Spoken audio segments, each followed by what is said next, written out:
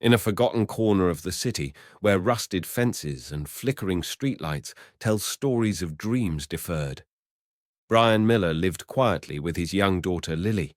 Once a rising star in the automotive industry, Brian had lost everything after whistleblowing on corrupt executives at his former company.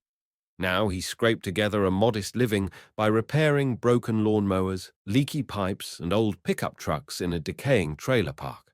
Though life was hard and money scarce, he poured his energy into raising Lily with integrity and curiosity, hoping she would have a better life than he did. Their home, a weather-worn trailer with duct-taped windows, was filled with love, laughter, and the smell of old engine oil. Despite his circumstances, Brian was quietly admired by the people around him. Whether it was fixing a neighbor's fridge at no charge or tutoring a teenager in math, he was known for his generous heart and unmatched technical skills. Children often brought him broken toys, and he'd return them better than new, adding small upgrades just because he could. Though he asked for little in return, his humble nature and ability to fix the unfixable had earned him a quiet kind of fame in the community. People whispered that if life had been fair, Brian Miller would have been running a major tech company, not living in a trailer park on the edge of town. One warm evening, as the sun dipped behind the dusty skyline, a sleek, unfamiliar vehicle rolled into the neighborhood and stopped near Brian's lot. The car sputtered and hissed before coming to a halt, its dashboard flickering with strange error codes. Out stepped Samantha Blake, a young woman in designer boots and a crisp black blazer, looking out of place in the rundown setting. Frustrated and clearly in a hurry, she asked for help, unsure if anyone nearby could even recognize the advanced prototype she was driving. Brian, wiping his hands on a rag, approached calmly and offered to take a look, with nothing more than a screwdriver, a flashlight, and an uncanny understanding of machinery. Brian examined the engine. Samantha watched skeptically as he bypassed faulty sensors, adjusted a hidden power coupling, and recalibrated the system's core processor using nothing but intuition and skill. Within minutes, the car roared back to life, only now it ran quieter, faster, and more efficiently than before. Samantha, stunned, asked him what he had done. Brian shrugged, smiled, and explained that the design flaw had been obvious to him. She stood there speechless, realizing this man in grease-stained jeans had just improved a multi-million-dollar prototype. As she thanked him, Brian simply nodded and returned to his workbench, where Lily was finishing a science project made from scrap metal and broken circuit boards. Samantha watched the father and daughter for a moment, sensing something special in the simplicity of their bond and the brilliance hidden beneath their modest life. She drove away, but not before glancing at Brian one last time, her mind already turning. That night, as Lily fell asleep beside her half-finished robot, Brian sat by the window, unaware that his quiet act of kindness had just set the wheels of fate into motion. In that forgotten place where few opportunities ever came, knocking Brian's hidden talent had just been discovered by the exact person who had the power to change his life. What neither he nor Lily knew was that their days of patching leaks and scraping by were about to come to an end, and it had all started with one act of quiet brilliance witnessed by a stranger who wouldn't stay a stranger for long. The morning after Brian's quiet miracle with the prototype car, the trailer park awoke to an unusual commotion. A low, thunderous thump, thump, thump echoed across the dusty lot as a sleek black helicopter descended from the sky, sending gravel and old newspapers flying. Residents stepped out of their trailers in disbelief, shielding their eyes from the rotor wash. Brian, still in his oil-stained jeans and faded flannel shirt, looked up in confusion as the helicopter's door opened and two security personnel stepped out, followed by a striking woman in a tailored navy suit and heels, sharp enough to pierce through any boardroom. She walked with purpose, her posture regal, exuding both grace and authority. It didn't take long for Brian to realize who she was: Victoria Blake, the formidable CEO of Blake Innovations, and as it turned out, Samantha's mother. Victoria approached him with a calm, composed smile and extended her hand. "Mr. Miller, I presume," she said. "I believe we have a great deal to talk about." Brian hesitated for a moment, glancing at his grease-covered hands before wiping them on a rag and shaking hers. Lily peeked out from behind the trailer door, curious but cautious. Victoria's eyes softened at the sight of the little girl, but she quickly returned to the purpose of her visit. She gestured toward a shaded table set up beside the helicopter, complete with coffee and fresh pastries, not the usual fare around the trailer park. "I hope you don't mind. I thought we could talk privately," she said, inviting him to sit over coffee. Victoria didn't waste time with small talk. She laid out the details of Brian's past, astonishing him with how much she knew. She spoke of his pivotal role at Grayson Motors, the energy-efficient engine designs he once pioneered, and how his career had been sabotaged by corrupt upper management when he refused to sign off on a dangerous shortcut in the production line. "You chose integrity over silence," she said, her tone both respectful and firm. "That cost you everything, but it proved the kind of man you are." Brian sat in stunned silence, unsure whether to be grateful or suspicious of her knowledge. But there was no judgment in Victoria's voice, only recognition. Then she brought up Samantha's prototype car and the remarkable repair Brian had executed the night before. "My daughter called me last night, shaken and inspired." Victoria explained. She said a man in a flannel shirt fixed her car with a wrench intuition and a spark of genius. She leaned forward slightly, her voice lowering with intensity. "Mr. Miller, that was no ordinary fix. You didn't just repair the prototype, you improved it. And that tells me you're still the innovator the industry tried to bury." Brian listened half in disbelief as this powerful woman, the head of a billion-dollar tech firm, praised his work like it was a lost treasure she'd just rediscovered. As the wind settled and the crowd of onlookers drifted back inside, Victoria extended a formal invitation. "I'd like you to visit Blake Innovations," she said, handing him a sleek business card with a discreet hologram logo. "Not as an interviewee, not as a charity case, but as a peer. There's a place for someone like you on my team. Brian, we're working on technologies that could change the world, and I think you're one of the few people who understands what that actually means." Brian looked at the card, then at Lily, who had wandered over to sit beside him, her tiny fingers clutching a drawing of the robot she'd built from scrap parts. The moment was surreal, almost too good to believe. For years, Brian had been seen as a has-been, a ghost of potential long since forgotten. But now, in the middle of a trailer park, surrounded by old lawn chairs and busted hubcaps, the CEO of one of the most influential tech firms in the country was offering him a chance not just to return, but to rise. Victoria stood, straightened her blazer, and gave him one last look. "We all fall, Mr. Miller.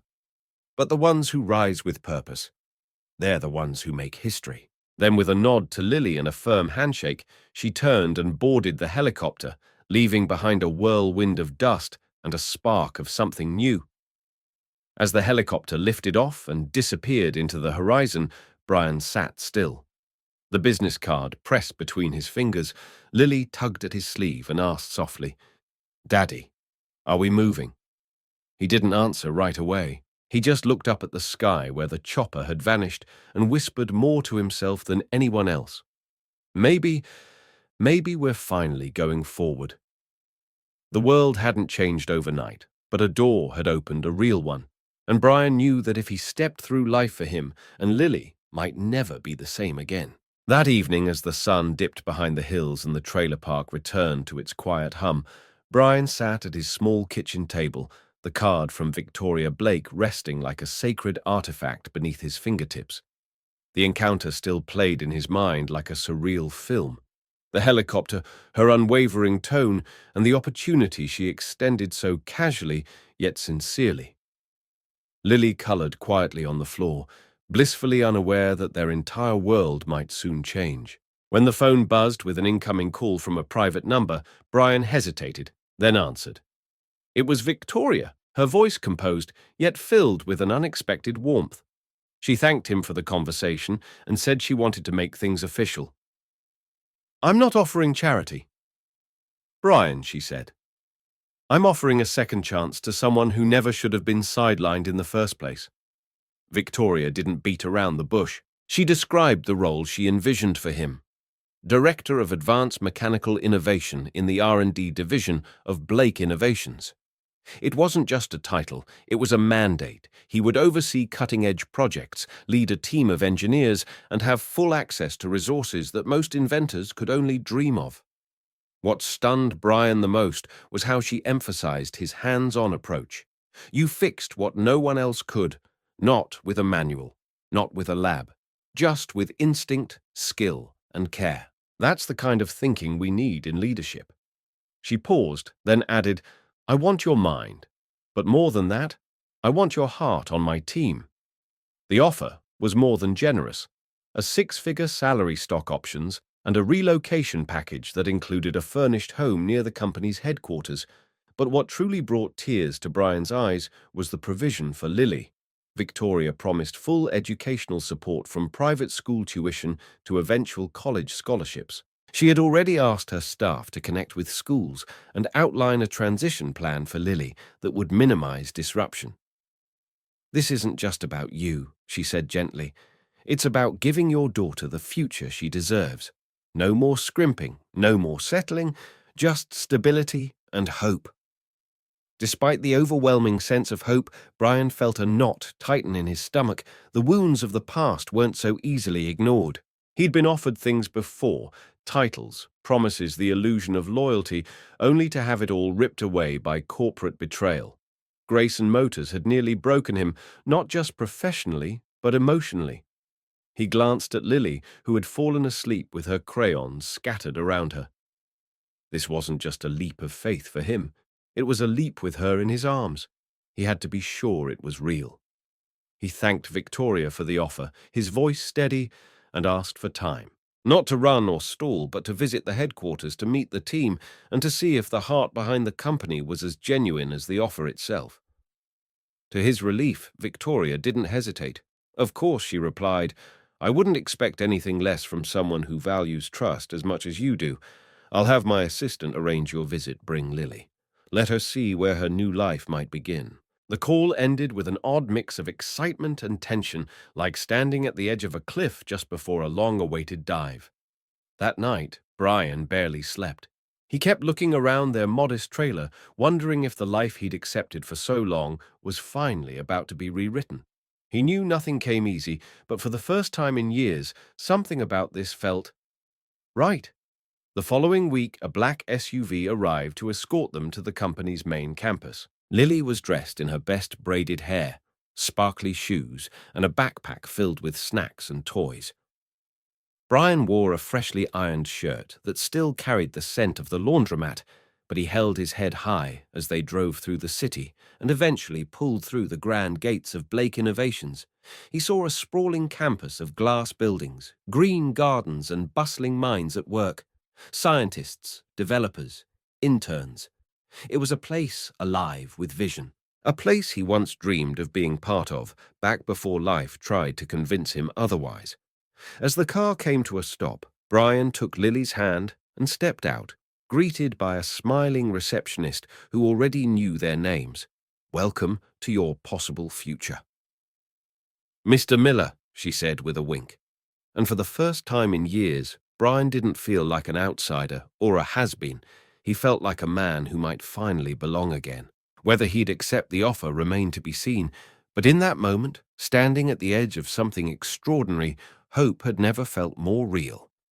The moment Brian stepped into the heart of Blake Innovations, he felt the pulse of a world that once seemed closed off to him: towering glass walls, corridors, humming with invention, and the quiet intensity of focused minds. It was like walking into a dream he had long buried. The engineering floor was abuzz with activity when Victoria led him into a room mid-session. As introductions were made, a senior engineer posed a problem they were stuck on, one involving thermal regulation in a high-performance prototype vehicle. Curious and unassuming, Brian offered a quick suggestion based on a similar issue he'd solved years ago on an old HVAC system. Within minutes, what had stumped the team began to unravel under his practical approach. The room fell into respectful silence as whiteboard markers exchanged hands, and Brian, without meaning to, stole the spotlight. It wasn't theory. It was intuition, and it was undeniable. Meanwhile, Lily was on her own little adventure, a bright-eyed coordinator from Western Academy, the private school affiliated with Blake Innovations, took her and a few other kids on a tour of the futuristic campus. They explored labs filled with 3D printers, robotic arms, and even a virtual reality science room that made Lily squeal with excitement. At one station, she surprised a teacher by solving a basic coding puzzle with ease. The woman smiled, asked a few more questions, and quietly took notes. By the time the tour ended, Lily was handed a colorful brochure, and the coordinator kneeled down with a warm grin. "Would you like to come back this summer for our STEM program? Full scholarship, of course." "We'd love to have you." Lily looked at her dad with glowing eyes. As he returned from the engineering floor, he was already beaming with pride, but this moment left him speechless. After the whirlwind tour, Victoria invited Brian to her office, which was elegant yet unpretentious. The walls were filled with photographs of engineers and innovators, not awards or personal accolades. It was clear she led with people, not ego. Over coffee, she explained why she built her company the way she did. "There are people out there," she said, "who never get noticed because they don't fit the system. But they're the ones who change the world. I built Blake Innovations for people like that, people like you."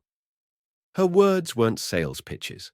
They were deeply personal, and Brian could feel the weight behind them. Victoria didn't just believe in talent, she believed in redemption in second chances. And more than anything, she believed in him. Victoria gave him no deadline, no pressure. "Take your time," she said gently. "But know this, I see what you're capable of. So does my team. And now, so does Lily." She reached into a drawer and handed Brian a small folder that contained not only the offer details, but also documents outlining the school partnership for Lily's continued education. There were even notes from the engineering session that afternoon where his quick ideas had already sparked a shift in the team's thinking. "What you did in there today, that's not luck. That's leadership. You belong here, Brian." Driving back to the trailer park that evening, Brian felt the oddest sensation. He didn't feel small anymore. He didn't feel like the man clinging to scraps of purpose between repair jobs and overdue bills. He felt capable again, seen. Lily talked non-stop about her VR adventure, about the coding puzzle, and the nice lady who said she was smart. Her words came out in bursts of joy, like a dam breaking after years of quiet struggle. Brian didn't interrupt. He just listened, one hand on the wheel and one heart full of hope. That night, as Lily slept peacefully for the first time in weeks, Brian stood outside the trailer and looked at the stars. They looked the same as they always had, but now they felt closer. He wasn't sure what tomorrow would hold, but for the first time in a very long time, he wanted to find out. He was beginning to believe again, not just in the opportunity in front of him, but in the man he could still become. The night after their visit to Blake Innovations, Brian sat alone on the steps of their weather-worn trailer, staring at the same cracked concrete he had walked across for years, but tonight everything felt different. In his hands was the offer, typed, signed, and waiting for his decision. It wasn't just a job, it was a doorway out of a life defined by scraped-together, rent-worn-out tools and missed dreams. As a former engineer turned handyman, he had once thought his best years were behind him. But now, with Victoria Blake's faith in his abilities and the spark he'd seen in Lily's eyes during her school tour, Brian began to believe that maybe it was time to stop surviving and start living again. Inside, Lily was drawing on the back of the Western Academy brochure. Her sketch was simple: a tall building with glass walls, a car on a lift, and two stick figures, one big one, small, standing next to each other, smiling. She showed it to him with pride, saying, "That's us, Daddy. That's where we're going." He smiled, holding back tears. It wasn't just a child's doodle, it was a map out of the shadows. For too long he had shielded her from his disappointment and exhaustion. But now, seeing her dream so clearly drawn, made his decision unmistakable. He wasn't just taking the job for himself, he was taking it for her, for their future. The next morning, word had already spread across the trailer park. Mrs. Thompson, who usually only grumbled about her leaky faucet, came by with a tin of fresh muffins. "Heard you're moving up in the world," she said with a rare smile. Tommy, the teenager who Brian had once helped fix a broken bicycle, offered to help pack. Even Dave, the gruff man from Lot 3, who never spoke unless spoken to, stopped by with a firm handshake. "You deserve it," he muttered. It surprised Brian how much the neighborhood noticed, how many people he had quietly helped with no expectation in return.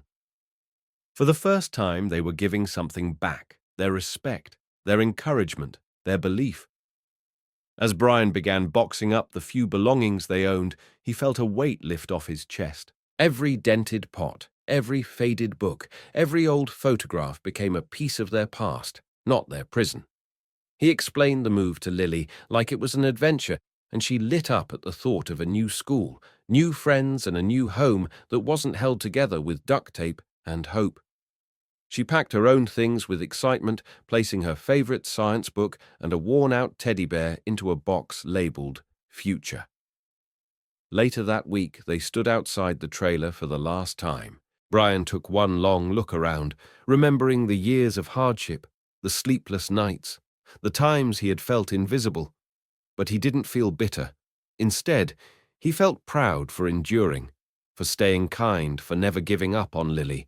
With one arm around his daughter and the other holding the car keys to the Blake Innovations vehicle parked out front, he finally allowed himself to feel the power of choice. Not a choice made out of desperation, but one born from hope earned with integrity. As they drove away from the trailer park, Lily turned to him and asked, "Do you think they'll like us there?" Brian smiled, his voice steady with newfound confidence. "They already do, sweetheart, and we haven't even shown them our best yet." The road ahead was uncertain, but for once it was paved with opportunity. Together they weren't just moving, they were rising, and this time nothing would hold them back.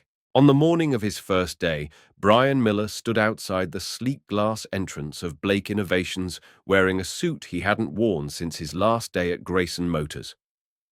The badge clipped to his chest read, Director of Innovation, and though the title was new, the weight of responsibility felt familiar. He took a deep breath before stepping inside the pristine lobby where polished floors reflected endless ambition and every face seemed sharp with expectation. As he walked through the corridors toward the R&D wing, heads turned. Some greeted him with polite nods, others with raised eyebrows, curious if not skeptical about the man from a trailer park now occupying a seat among the tech elite. The engineering floor was bustling, but the mood shifted when Brian entered the conference room for the morning briefing. Charts filled with equations, component failures and stalled timelines were displayed on a digital board. The team was stuck on a problem involving a thermal regulation unit critical to the company's upcoming launch. Brian listened carefully, then calmly requested access to the failed design models. In under 15 minutes, using only a dry erase marker and his intuition, he sketched out a revised airflow pattern that resolved the overheating issue with minimal structural changes. The room fell silent. Then one of the senior engineers, once rumored to be hostile toward outsiders, leaned forward and said, "That actually makes sense." It was a small moment, but the respect was real and immediate. Victoria Blake, who had been observing from the doorway, gave a slight nod and left without saying a word. Brian knew that was her way of saying good job, but more than her approval, it was the quiet buzz of teamwork that gave him energy. The team began discussing his idea, refining it, adding to it, working with him rather than around him. Brian didn't boast or take credit. Instead, he asked thoughtful questions, stayed late to help troubleshoot, and kept the conversation grounded in results rather than ego. Within the week, the thermal unit issue was resolved, putting the project back on track ahead of schedule. Outside of work, Brian and Lily were adjusting to their new life in the company's family housing complex. The apartment was modest but clean, bright and safe. Lily's room had a real desk, a proper bed, and posters of rockets and coding diagrams she had carefully chosen herself. Every evening, Brian made it a point to cook dinner, even if it was just pasta, and ask Lily about her day at Western Academy. She was thriving, full of stories and laughter, and for the first time in years she didn't ask whether the electricity would stay on through the night. Their conversations weren't haunted by bills or broken pipes. Instead, they talked about ideas, dreams, and what they'd do on their first summer vacation.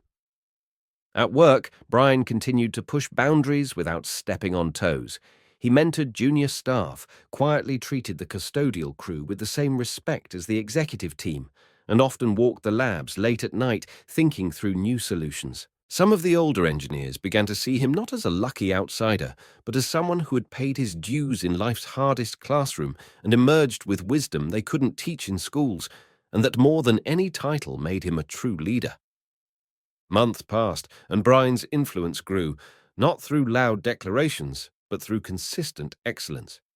The company began rethinking its innovation pipeline based on his feedback. Victoria mentioned in a board meeting that Brian's hire had sparked a cultural shift, one that valued lived experience as much as technical pedigree. But for Brian, the greatest victory was simpler. It was the moment he tucked Lily in at night, knowing he had kept his promise to protect her, to believe in her, and to build something better, not just for her future, but for his own peace. For the first time in a very long time, Brian Miller was not surviving. He was living, and every sunrise brought not anxiety, but purpose.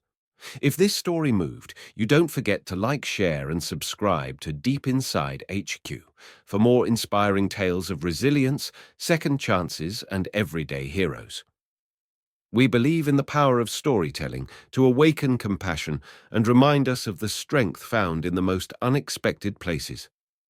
Drop a comment below to share your thoughts or tell us about someone in your life who deserves a new beginning. Your engagement helps us continue to bring meaningful content to life, one story at a time.